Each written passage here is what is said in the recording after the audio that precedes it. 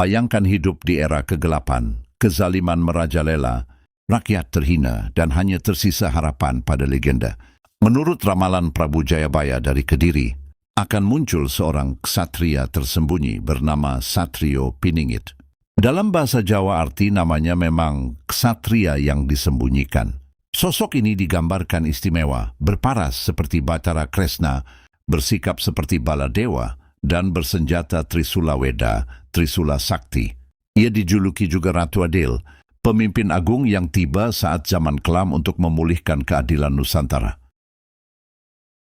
Bait-bait ramalan Joyo Boyo, Jongko Jayabaya menambah detail magis. Disebutkan, suatu saat akan muncul dewa berbadan manusia dengan paras seperti Kresna, bersenjata Trisula Weda. Tanda-tandanya, muncul cahaya bintang panjang di langit sebelah selatan dan sinar surya baru membangkitkan harapan bangsa. Syairnya melukiskan putra Batara Indra yang turun ke bumi dari kaki Gunung Lawu bagian timur untuk membantu orang Jawa. Artinya, di ujung zaman gelap itu, seorang kesatria sakti dari tanah Jawa Timur akan hadir sebagai penebus. Jayabaya bahkan menuliskan ciri-ciri Satrio Piningit secara eksplisit. Di antaranya, mampu memprediksi masa depan, yatim piatu dan hidup mandiri. Tidak suka meminta-minta atau mengemis. Berwatak arif, bijaksana dan penuh welas asih. Orang Jawa percaya ia tak akan kemana-mana selama hidupnya. Justru ia akan kesepian menghadapi sengsara dan hinaan demi membuktikan ketulusan hatinya. Oleh karena itu, kedatangannya sangat dinanti. Tumpuan seluruh rakyat di atas bumi Nusantara untuk membawa negeri ini ke gerbang kejayaan.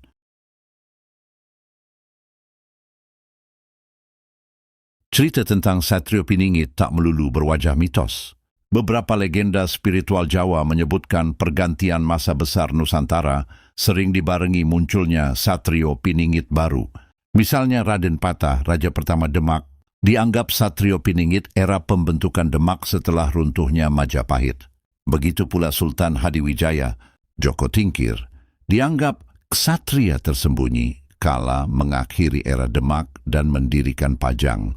Panembahan Senopati, pendiri Mataram, pun disebut demikian saat memulai kekuasaan Mataram.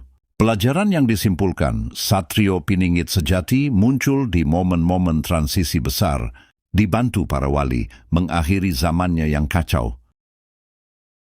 Lebih mengejutkan lagi, dalam buku-buku modern diceritakan bahwa para pemimpin Republik Indonesia pun pernah digadang-gadang sebagai Satrio Piningit zamannya. Presiden Soekarno, Soeharto, Habibie, Gus Dur, Megawati, hingga SBY disebut-sebut sebagai Satrio Piningit dalam konteks masing-masing era mereka. Cerita ini menunjukkan ketika rakyat haus keadilan, nama Satrio Piningit selalu muncul jadi simbol harapan dari zaman kerajaan sampai zaman demokrasi modern.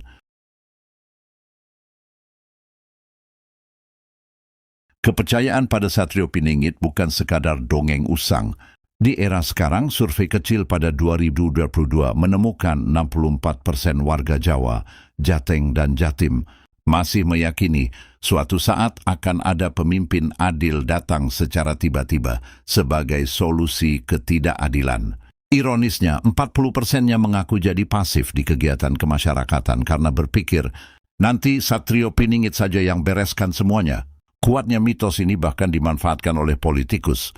Selama Orde Baru hingga Pilpres 2024, muncul berbagai narasi menyebut kandidat tertentu sebagai titisan Ratu Adil. Misalnya, pada pemilu 2009 SBY digadang lewat lagu heroik Lanjutkan. Lalu Prabowo pada 2014 sebagai sosok yang ditunggu-tunggu, bahkan citra sederhana. Jokowi sempat dikaitkan dengan Satrio Piningit meski beliau sendiri tidak mengaku. Euforia harapan ini membentuk siklus pasif. Massa berbondong-bondong mendukung tokoh tanpa menuntut perbaikan sistemik. Setelah pemilu berlalu, saat janji tak kunjung ditepati, masyarakat kembali bertanya, kok belum adil juga? Dan jawabannya selalu, sabar, mungkin belum Satrio Piningitnya. Begitulah harapan kolektif ini menjadi semacam pelarian. Lebih mudah menunggu pahlawan mistis daripada memperbaiki keadaan sendiri. Benar-benar paradoks, mitos Satrio Piningit menjadi bantalan harapan psikologis, tapi juga candu yang mematikan inisiatif kritis. Mitos kuat ini membuat kita terlalu fokus pada sosok penyelamat, hingga lupa bertanya apa yang salah dengan sistem yang ada. Contoh nyata menggambarkan sikap ini. Penulis pernah ngobrol dengan pedagang bakso di pinggiran jalan. Ia mengeluh, "Sekarang ini zaman edan, Mbah. Harga daging naik, pejabat korupsi. Tapi saya yakin sebentar lagi Satrio Piningit muncul. Nanti semua kembali benar." Ketika ditanya soal ikut pemilihan RT atau kegiatan warga, ia hanya tersenyum, "Itu urusan kecil. Yang penting nanti pemimpin besarnya adil." Cerita ini menunjukkan betapa harapan pada sosok ajaib bisa membuat orang enggan bertindak nyata. Ia tenang menunggu keajaiban datang daripada ikut merancang perubahan. Nah, disinilah cerita baru mulai muncul dan mengguncang semua dugaan. Menurut beberapa pengamat dan penulis kontemporer, Satrio Piningit mungkin bukanlah sosok manusia berkuasa yang turun dari langit. Ia lebih layak dipahami sebagai simbol atau prinsip keadilan yang kita rindukan. Seperti yang ditulis dalam esai 2026, Satrio Piningit yang sesungguhnya bukanlah seorang manusia. Ia adalah prinsip keadilan yang harus kita tegakkan setiap hari. Dengan kata lain, Satrio Piningit sejati ada dalam tindakan kita sendiri saat memperjuangkan keadilan. Artinya menghadirkan Satrio Piningit bukan menunggu tokoh sakti, melainkan kita sendirilah yang membawa nilai kebaikan itu ke dunia. Misalnya lewat pemilu yang jujur, pengawasan masyarakat atas kebijakan, dan keberanian melawan ketidakbenaran di sekitar kita.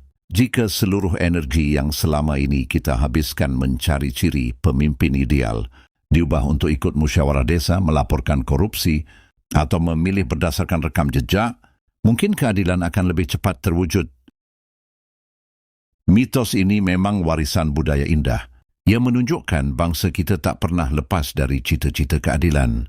Namun apabila kita hanya memahami Satrio Piningit sebagai sosok penolong yang menunda tanggung jawab kolektif, kita justru terjebak dalam lingkaran pasif. Satrio Piningit sesungguhnya mengingatkan kita apa yang rakyat harapkan dari pemimpinnya. Dan sekarang sudah saatnya kita tak lagi bertanya, kapan Satrio Piningit datang? Melainkan bertanya, apa yang bisa kita lakukan hari ini agar keadilan tak perlu ditunggu? Jadi cerita baru yang mengubah semua dugaan adalah Satrio Piningit. Itu ternyata ada di dalam diri kita sendiri ketika kita berani bertindak. Bukan tokoh bayangan jauh, melainkan prinsip adil yang kita wujudkan bersama di kehidupan nyata. Jadi sudah saatnya kita berhenti menunggu dan mulai bergerak. Jika kamu tertarik dengan cerita-cerita misteri dan sejarah budaya Nusantara lainnya, jangan lupa like video ini dan subscribe channel kami. Dengan begitu kamu akan mendapatkan video-video menarik tentang cerita rakyat, sejarah dan budaya setiap minggunya. Jangan sampai ketinggalan ya!